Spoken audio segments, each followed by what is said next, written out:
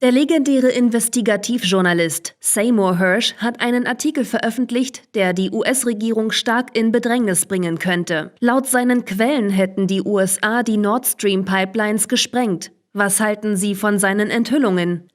Legendary investigative journalist Seymour Hersh published an article which could cause a lot of trouble for the US government. His sources claim that the US is responsible for the explosions that destroyed the Nord Stream pipelines. What do you think about these revelations? I've known Seymour Hersh for more than 20 years, coming on a quarter of a century. And I'm proud to call this man my friend. And I put that out there in the interest of full disclosure. Because I'm not an uninterested party. I have a bias towards Seymour Hersh, but it's a bias that is founded in a legendary career of an investigative journalist who has done a great service to the American people and the world by exposing inconvenient truths, shall we say, from the My Lai massacre to Abu Ghraib, and now to Nord Stream. I know, having been investigated by Seymour Hersh myself early on, that's how we met. I know his methodologies are exacting. I know his sourcing is unimpeachable. And I know that his fact-checking is as stringent as a human being can possibly make it. I have no insight into Seymour's story. He did not call me. He did not bounce it off of me. The first time I heard about it is when I read it, just like everybody else. So I can't sit here and tell you that I have inside scoop about the sourcing and the methodology. I, like everybody else, will have to trust Cy Hersh and trust his record and trust his achievements and trust his unmatched journalistic integrity. Let me remind people listening to this right now. Look around you. Look at the state of mainstream media today and ask yourself, why is Seymour Hersh publishing in Substack instead of writing for the New York Times or the New Yorker, institutions he used to write for, but institutions that lost all semblance of journalistic integrity, allowing the pursuit of truth to be compromised by political expediency. There are no real journalists in the world today. There are media specialists. There are propagandists. There are stenographers who basically write down that which they are dictated to from their governmental sources. And when we, the people, whether it's the American people, the German people, or anybody else out there in the world, simply rely upon the mainstream media for our news, understand we are getting that which the government wants us to hear, nothing more, nothing less. And thank God for Seymour Hersh, for his ability to go out, cut through the nonsense, find the hard facts, put them together in a cohesive, logical manner, and then publish it so that we can be exposed to the truth. You said this is going to cause a problem for the American people or the American government? Sure. But what about the German government? Because Seymour Hersh has just told you in unequivocal fashion that the United States of America, together with Germany's Norwegian allies, conspired to destroy a $12 billion piece of critical energy infrastructure that was essential to the economic survival of Germany. For every German out there right now crying about high energy prices, we now know who to blame, don't we? The United States, Norway, your government. Because, frankly speaking, silence is consent. And for the German government to remain silent in the face of this absolute proof of malfeasance by their American and Norwegian allies means that they are complicit in what has happened. Are you a democracy, Germany? Will you hold your officials accountable for what they have done in your name, what they have done to you? Are you a nation of sheep who will simply sit there and bah as you're led to the slaughter by those who you think you've entrusted to protect you? Laut dem Bericht sei den Planern bewusst gewesen, dass es sich dabei um einen Kriegsakt handeln würde, sollten die Spuren der Sprengung in die USA führen. Ist das möglicherweise der Grund, warum sich Schweden und Deutschland mit den Untersuchungsergebnissen zurückhalten? According to the report, the instigators knew that their actions would be considered an act of war if the traces of the explosion could be followed back to the US. Could that be the reason why Sweden and Germany are holding back the results of their investigations? Well, let's just make it clear. It's not going to be considered an act of war if evidence is discovered. It's an act of war. Plain and simple. There is no if and or buts about this. The United States and Norway attacked Germany and attacked Europe. It is an act of war. Had Russia done this, Germany would have been able to invoke Article 5 of the NATO Charter and ask for collective defense. Why isn't Germany doing that now? You were attacked, Germany. You were attacked. Yeah, Germany and Sweden know the truth. There's no doubt in my mind. Denmark knows the truth. Russia knows the truth.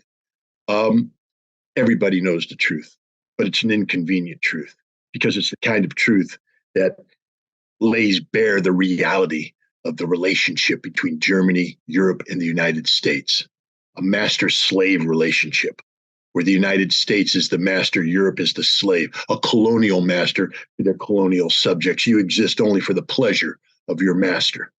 And your master was angry because you dare say we needed cheap Russian gas to make our economy function. We needed cheap Russian gas to ensure that our living standards were high. We needed cheap Russian gas to make sure the German economy was the powerhouse of Europe, a Europe that could rise up and challenge the United States economically on the world stage. But no, your colonial masters didn't want that. So they destroyed this $12 billion piece of infrastructure. In doing so, they destroyed the future of Germany. Yeah, it was an act of war. Germany just doesn't have the guts to say so.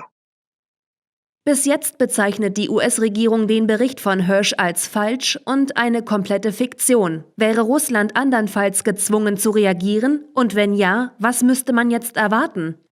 The US government still claims that Hersh's report is a fake and total fiction. Would Russia be forced to react if that wasn't the case? And if so, what should we expect?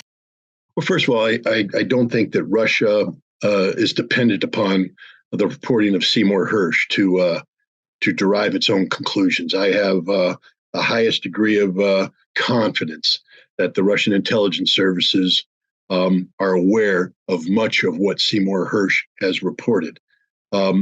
Cy Hersh's labors are for the benefit of we, the collective West, the ignorant masses who allow ourselves to be misled by government-controlled mainstream media narratives. Russia is not prisoner to this. Russia has its own abilities. And Russia will make its own decisions. I mean, as an outside observer, I would say that things couldn't have come out better for Russia, to be honest. It would have been nice for Russia, I believe, to continue to be able to provide Germany with 55 billion cubic meters of gas, cheap gas that would fuel their economy and fuel the economy of Europe. That's a nice income stream. But there's a lot of hassle attached to that. Again, Europe is not, as a collective, able to stand up to the dictates of their American masters, and the American masters were not happy. And so from the Russian perspective, there was, this was a complex relationship. Thanks to the United States, Russia has now been able to divorce itself from this complex mess. Russia has just opened up new gas lines going into China, India, Asia. These are economic relationships that are not dependent upon the foibles and the prejudices and the inconsistencies and the vagaries of a Europe dominated by American pressure. So I think Russia secretly is thankful that this happened because it solved a lot of problems for Russia. And frankly speaking, given the nature of the relationship between Europe and Russia today, Russia's in no hurry to alleviate the suffering of the European people, especially when the cause of the suffering is themselves. Russia is watching the European garden turn into the jungle, to paraphrase Mr. Burrell. And I think Russia's enjoying this transition. Norwegen spielt laut Hersh eine entscheidende Rolle sowohl in der Planung als auch in der Durchführung dieses Terroranschlags. Wie kann die deutsche Bundesregierung ihren Alliierten vertrauen, wenn sie mutmaßlich vitale deutsche Interessen buchstäblich in die Luft sprengen? According to Hersh, Norway always played a major role in the planning and execution of the sabotage. How can the German government trust its allies if vital German interests are literally blown out of the water? How can Germany trust its allies? Germany has no allies. Germany is alone. I mean, if you had allies, people would be rallying around you, supporting you, but they're not. Germany is on its own, literally on its own. How can you trust Norway? How can you trust the United States? Let me remind Germany that under President Barack Obama, that bastion of democracy that Germany loved to welcome and continues to love to welcome, you adore him. He ordered the National Security Agency to spy on your chancellor, to intercept her private phone calls. Is that what a friend does to a friend? I asked Germans to walk by the U.S. Embassy in Berlin and look up on top of the roof. You'll see a little trailer type structure there. What do you think is going on inside that trailer? You think it's there for fraternal friendship? You think the American people that operate that trailer are doing it because they love you? They don't trust you. They don't like you. They're spying on you. And they're using the information that they gather there to take control of your parliamentarians.